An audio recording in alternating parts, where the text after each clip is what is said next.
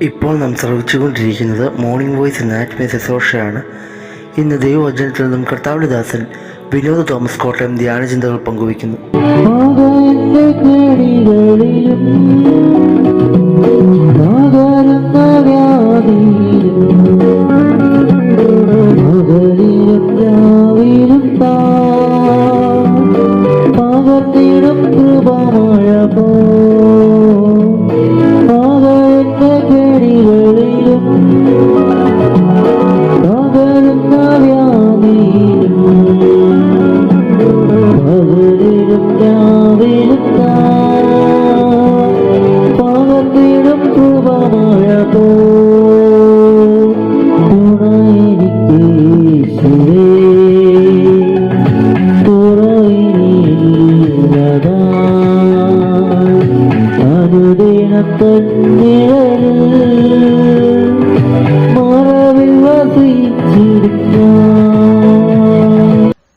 ദൈവനാമം മഹത്വപ്പെടുമാറാകട്ടെ. മോർണിംഗ് വോയിസിലൂടെ ദൈവം അനുസരിക്കുന്ന എല്ലാ ബഹുമാന്യ ശ്രോതാക്കൾക്കും കർത്താവായ യേശു ക്രിസ്തുവിൻ്റെ നിസ്തുല്യമായ നാമത്തിലുള്ള സ്നേഹവന്ദനവും പ്രഭാതനവും അറിയിക്കുകയാണ്. 1 തെസ്സലോനിക്കർ അതിൻ്റെ 4-ാം അധ്യായത്തിൻ്റെ 11-12 വാക്യങ്ങൾ വായിക്കുവാൻ താല്പര്യപ്പെടുകയാണ്. എന്നും പുറത്തുള്ളവരോട് മര്യാദയെ നടപ്പാനും ഒന്നിനും മുട്ടില്ലാതിരിപ്പാനും വേണ്ടി ഞങ്ങൾ നിങ്ങളോട് ആജ്ഞാപിച്ചതുപോലെ അടങ്ങിപ്പാർപ്പാനും സ്വന്തം കാര്യം നോക്കുവാനും സ്വന്തം കൈകൊണ്ട് വേല ചെയ്യുവാനും അഭിമാനം തോന്നണം എന്ന് നിങ്ങളെ പ്രബോധിപ്പിക്കുന്നു. വിശ്വാസികൾ അവരുടെ ജീവിതത്തിൽ അഭിമാനം തോന്നേണ്ട ഒരു ജീവിതമാണ് നയിക്കേണ്ടത്. മാത്രമല്ല, മര്യാദയുള്ളതായ ഒരു ജീവിതം നയിക്കണം. മാത്രമല്ല, അടങ്ങിപ്പാർക്കുന്ന ശാന്തതയോടുകൂടിയുള്ളതായ ഒരു ജീവിതം നയിക്കണം. ഇതെങ്ങനെ സാധിക്കും എന്ന് പൗലോസ് പറയുന്നു. എന്താണ് മര്യാദയുള്ള ജീവിതം എന്ന് ഇവിടെ പറയുകയാണ്. പുറത്തുള്ളവരോട് മര്യാദയായി നടപ്പാനും. ഇതുവരെ 10-ാം വാക്യം വരെ അകത്തുള്ളവരോട് അഥവാ സഭയ്ക്കുള്ളിലുള്ളവരോട് എങ്ങനെ ആചരിച്ചു പോന്നു, എങ്ങനെ സ്നേഹം പ്രകടിപ്പിച്ചു പോന്നു, എങ്ങനെ അവരോട് പെരുമാറി എന്ന് പറയുമ്പോൾ ഇനി പുറത്തുള്ളവരോട്, സഭയ്ക്ക് വെളിയിലുള്ളവരോട്, അവിശ്വാസികളോട് എങ്ങനെ പെരുമാറണം എന്ന് പൗലോസ് ഓർപ്പിക്കാൻ, മര്യാദയായി നടപ്പാനും മാന്യമായിട്ട് നടക്കുവാൻ ഇടയാകണം, സാക്ഷ്യത്തോടെ നടക്കുവാൻ ഇടയാകണം.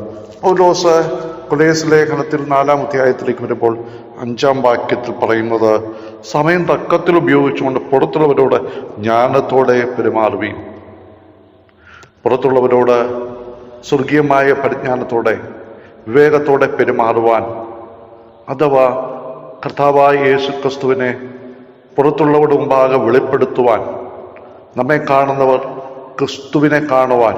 ഫിലിപ്പി ലേഖനത്തിൽ പൗലോസ് 2-ാം അധ്യായത്തിൽ അക്കാര്യം പറയുന്നുണ്ട്. അവരുടെ ഇടയിൽ, അഥവാ ലോകത്തിൻ്റെ ഇടയിൽ നമ്മൾ എങ്ങനെ ജീവിക്കണം എന്ന് പറയുന്നത് നമുക്ക് കാണുവാൻ സാധിക്കും. അവരുടെ ഇടയിൽ ജീവന്റെ വചനം പ്രകാശിച്ചുകൊണ്ട് ലോകത്തിൽ ജ്യോതിസുകളെ പോലെ പ്രകാശിക്കുന്നു. അപ്പോൾ അവിശ്വാസികളായ ആളുകളുടെ ഇടയിൽ ദൈവവചനം പ്രമാണിച്ചുകൊണ്ട് പ്രകാശമുള്ള നക്ഷത്രങ്ങളെപ്പോലെ പ്രകാശിക്കുക, ക്രിസ്തുവാകുന്ന വെളിച്ചത്തെ ലോകത്തിനു മുമ്പാകെ വെളിപ്പെടുത്തുക. അതാണ് മര്യാദയുള്ള നടപ്പ് എന്ന്. മാത്രമല്ല, തീമോത്തിയോസിന്റെ ലേഖനം 1 തീമോത്തിയോസ് 3-ാം അധ്യായത്തിന്റെ 7-ാം വാക്യത്തിലേക്ക് വരുമ്പോൾ പൗലോസ് മൂപ്പന്മാരുടെ യോഗ്യതകളെ കുറിച്ച് പറയുമ്പോൾ, പിശാചിന്റെ കെണിയിലും കുടുങ്ങാതിരിപ്പാൻ പുറത്തുള്ളവരോട് നല്ല സാക്ഷ്യം പ്രാപിച്ചവനുമായിരിക്കണം. മൂപ്പന്മാര് പുറത്തുള്ളവരോട് നല്ല സാക്ഷ്യമുള്ളവരായിരിക്കണം. പുറത്തുള്ളവർ കുറ്റപ്പെടുത്തുന്നവര്, പുറത്തുള്ളവര് സാക്ഷ്യക്കേട് പറയുന്നവരാരും മൂപ്പന്മാരായിരിക്കാൻ പാടില്ല. അങ്ങനെയുള്ള മൂപ്പന്മാരുണ്ടാകണമെങ്കിൽ പുറത്തുള്ളവരോട് നല്ല സാക്ഷ്യം പ്രാപിച്ച വിശ്വാസികളുണ്ടാകണം. കാരണം വിശ്വാസികളിൽ നിന്നാണല്ലോ മൂപ്പന്മാരുണ്ടാകുന്നത്. എന്ന് പറഞ്ഞാൽ വിശ്വാസികളും മൂപ്പന്മാരും സഹോദരന്മാരും സഹോദരിമാരും എല്ലാവരും പുറത്തുള്ളവരോടുള്ള ബന്ധത്തിൽ നല്ല സാക്ഷ്യമുള്ളവരായിരിക്കണം. അവരുടെ മുമ്പാകെ മര്യാദയായിട്ട് നടക്കുന്നവരായിരിക്കണം. മാത്രമല്ല പത്രോസിന്റെ ലേഖനത്തിലേക്ക് വരുമ്പോൾ പത്രോസ് പറയുന്നത് അങ്ങനെ നടക്കാനുള്ള ഒരു കാരണം എന്താണെന്ന് ചോദിച്ചാൽ, അവര് ദൈവം സന്ദർശിക്കുന്ന ഒരു ദിവസത്തിൽ അവര് ദൈവം സന്ദർശിക്കുമ്പോൾ അവര് രക്ഷിക്കപ്പെടുവാൻ തക്കവണ്ണം അങ്ങനെയുള്ള ആളുകളുടെ ഇടയിൽ നമ്മള് ദൈവത്തിന്റെ വചനം പ്രമാണിച്ചുകൊണ്ട് ലോകത്തിൽ അവരുടെ ഇടയിൽ നമ്മുടെ നടപ്പ് നന്നായിരിക്കണം. ജാതികൾ അവരെ ദൈവം സന്ദർശിക്കുമ്പോൾ ദൈവത്തെ മഹത്വപ്പെടുത്തേണ്ടതിന് അവരുടെ ഇടയിൽ നിങ്ങൾ നടപ്പ് നന്നായിരിക്കണം എന്ന് ഞാൻ പ്രബോധിപ്പിക്കുന്നു.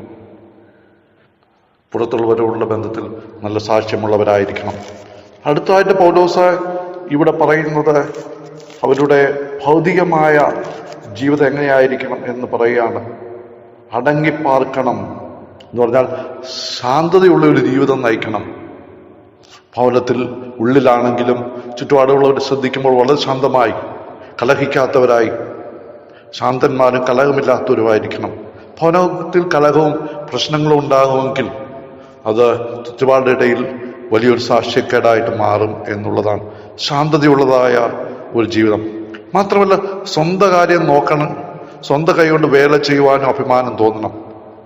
ഇവിടെ ഈ തെസ്സലോനിക്കയിൽ ചില ആളുകൾ സ്വന്തം കൈകൊണ്ട് 10-ാം വാക്യം 3-ാം അധ്യായത്തിന് 2 തെസ്സലോനിക്കർ 3-ാം അധ്യായത്തിന്റെ 10-ാം വാക്യത്തിലേക്ക് വരുമ്പോൾ, വേല ചെയ്യുവാൻ മനസ്സില്ലാത്തവൻ തിന്നുകയും അരുത് എന്ന് ഞങ്ങൾ നിങ്ങളോട് കൂടെ ഇരിക്കുമ്പോൾ തന്നെ ആജ്ഞാപിച്ചിട്ടുണ്ടല്ലോ.